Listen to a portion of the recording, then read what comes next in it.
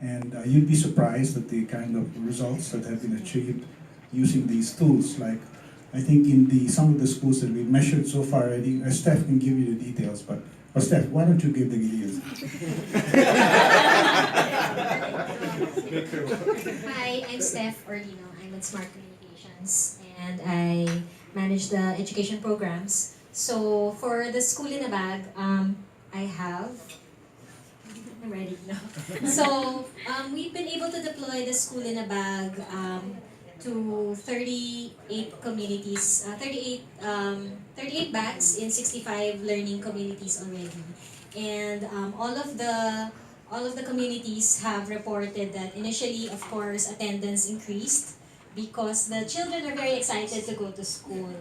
In fact, for those that have two shifts, the ones who are supposed to come in the afternoon come in very early just to be able to use the tablets, and those that are in the morning shift don't want to leave. Steph, let me just interject now.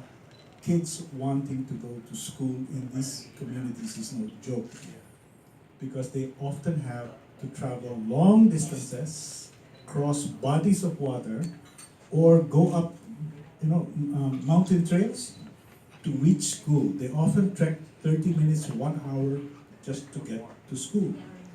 So an increase in attendance in a school like that really means something.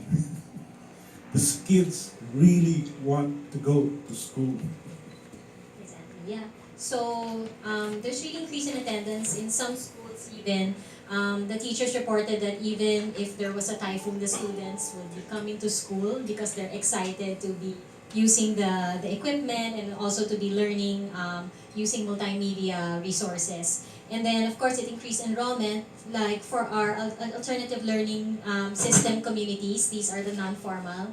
Um, the ALS caters to out-of-school youth, children and youth. So for ALS, it increased attendance. In Cagayan de Oro, for example, when they introduced the school in a bag, their attendance increased from having just 10 students to now they have 50, at least 50 students already. And then because of the software that's inside, we've been able to show that increases literacy as well, because we do have a mobile application that caters to basic learning, that they can learn the alphabet, they can learn numbers, they can trace the alphabet, things like that. There are values that they're being taught, all in Filipino. And then of course it supports multi-level learning, even IP communities. Anton is familiar with this. Schools in these areas normally have in one classroom from kinder all the way to grade 3 or grade 4. And then in another classroom, they would have until grade 5 until grade 10. Or in some cases, especially in our IP communities, all of those will be in just one classroom. So imagine the task that the teacher has to bear to cater to different levels, and that's the same thing, that's the same situation in alternative learning system communities. Here in, where is this?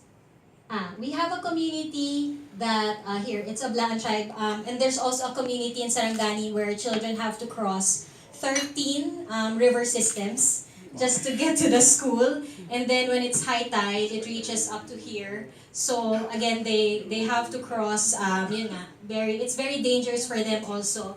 And ito nga,